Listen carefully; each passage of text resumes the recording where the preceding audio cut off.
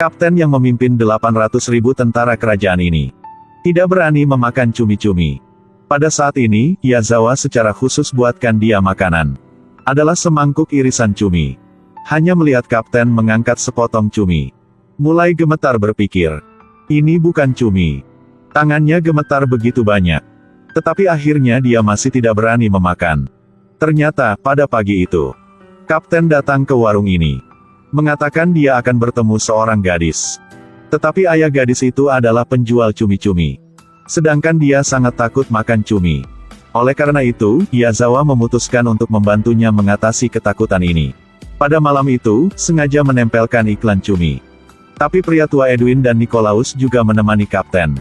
Kapten mengambil napas dalam-dalam. Kemudian masuk restoran.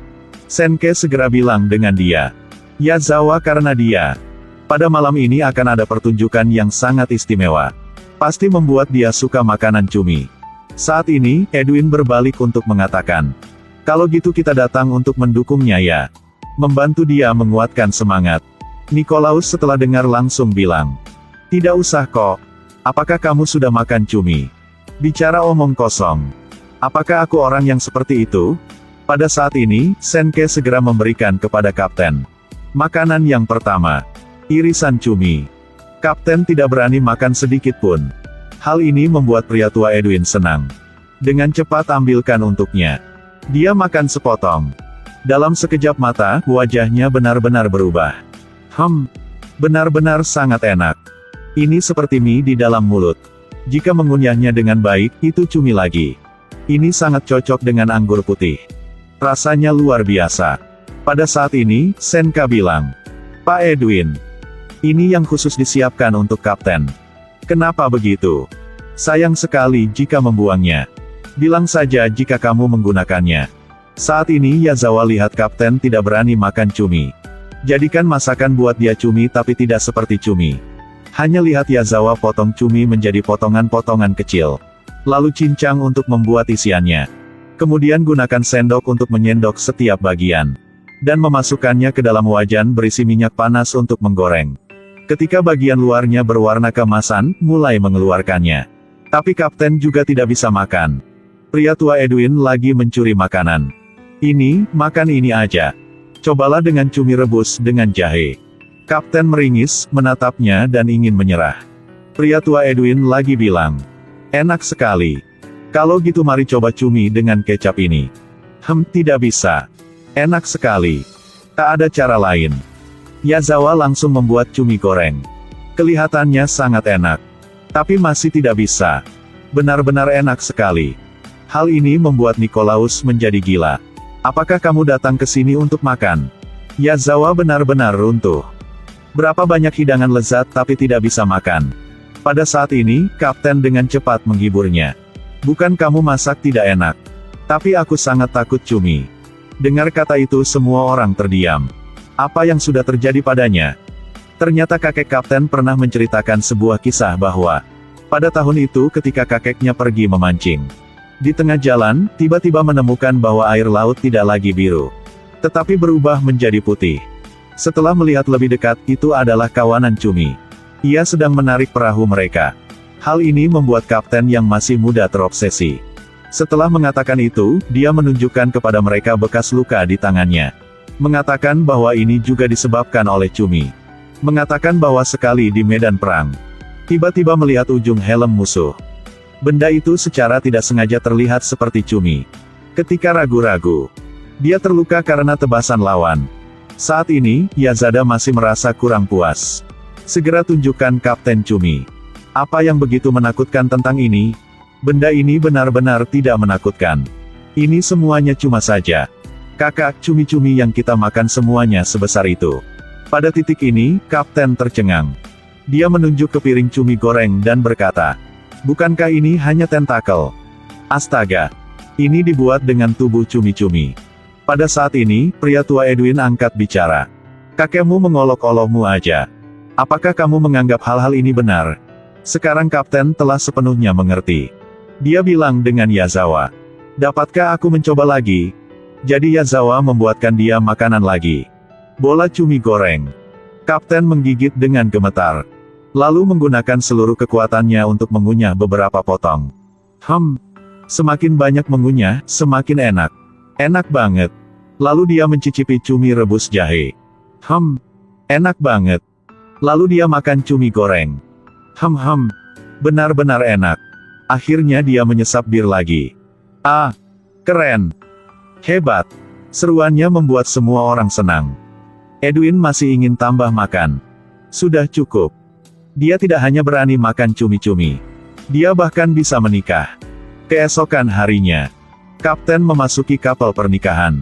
Dia tidak takut lagi dengan mertuanya yang menjual cumi-cumi. Begitu dia membuka selimut pengantin wanita, Kapten tertawa gembira. Begitu jilbab pengantin wanita dibuka, sang kapten tersenyum bahagia. Istri ini sangat cantik. Tidak hanya matanya yang biru jernih, tetapi senyumnya juga sangat menawan. Tapi tidak lama kemudian, Kapten membawa istri Hermina ke restoran Yazawa. Dia ingin meminta Yazawa untuk menerima Hermina, karena rumahnya sedang diperbaiki. Jadi mereka hanya bisa menyewa di kamar untuk tinggal. Tetapi pada siang hari dia harus pergi bekerja. Meninggalkan Hermina sendirian di rumah dia tidak merasa aman. Yazawa bilang, "Tidak apa-apa. Di sini juga kurang staf. Jika kamu tidak sibuk bisa datang ke sini." Pada saat ini, pasangan itu tiba-tiba penasaran dengan belut bakar. Apa makanannya? Tunggu saja. Aku akan membiarkan kalian mencicipinya maka kalian akan tahunya. Hanya melihat Yazawa meletakkan belut bakar di lapisan telur. Lalu angkat tangan.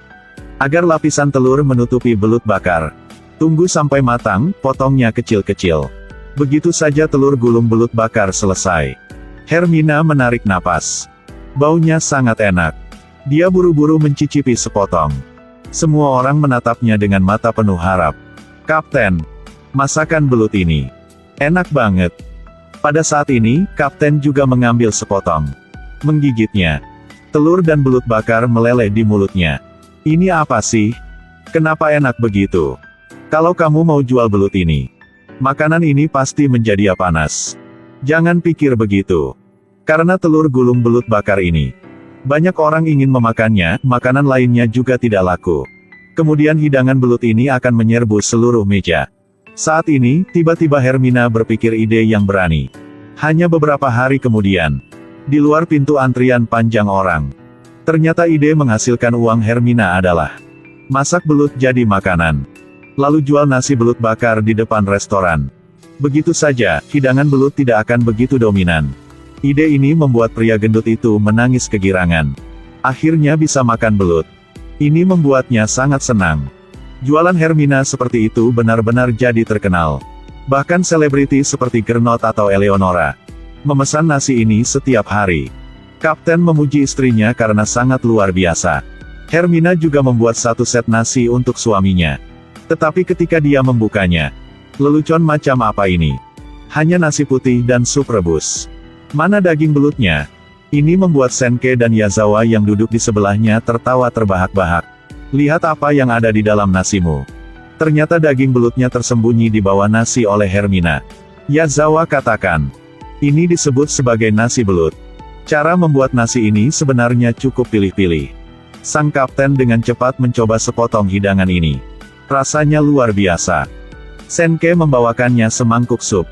Dan mengatakan bahwa ini sup yang Hermina buat sendiri. Kapten tidak peduli apa yang dia masak. Selama Hermina membuatnya, dia akan makan. Lalu dia mengambil semangkuk sup dan menyesapnya. Ah, sup ini sangat segar, enak banget.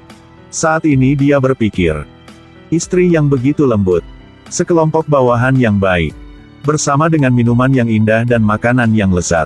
Benar-benar sangat bahagia. Pada saat ini, Hermina mendekat dan bertanya bagaimana rasanya. Enak kan? Sangat enak. Yang membuatkan Hermina sangat bahagia. Itulah rasa cinta. Bagi orang yang memiliki cinta, makan makanan bukan hanya rasanya, tetapi keterikatan orang itu, atau kehangatan cintanya. Aduh, pedas banget. Baiklah. Isekai Izakaya, Nobu, episode 7 berakhir di sini. Aku pergi ya. Aku mau makan. Sampai jumpa lagi. Aku akan memasak sekarang.